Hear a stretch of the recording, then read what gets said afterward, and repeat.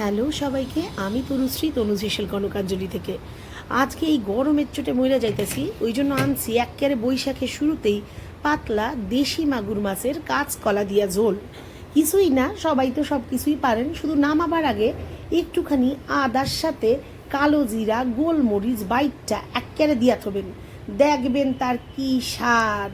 সেই স্বাদে গোলমরিচের গন্ধে যদি ইমিউনিটিও আপনার বাড়ায় দেয়, তাহলে আপনি দেশি মাগুরের ঝোলের কথা ভুলতেই পারবেন না। তবে আমি এখানে বড় বড় মাছ লইছি, আমরা লোক সংখ্যা কম। আপনারা যদি লোক সংখ্যা বেশি হন তাহলে মাছটা একটু কাইটটা কুইটে নেবেন। তো হয়ে গেল কুমড়ো আলু ভাজি আর দেশি মাগুরের ঝোল। সাথে রয়েছে একটু ডালের বড়া।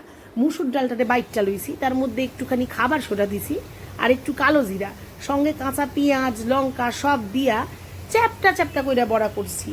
কারণ বেশি তেলের গোল গোল বড়া খাইলে তো তেল বেশি বাইরে যাব না গরমে, ওই জন্য রয়েছে মুসুর ডালের চ্যাপটা বড়া।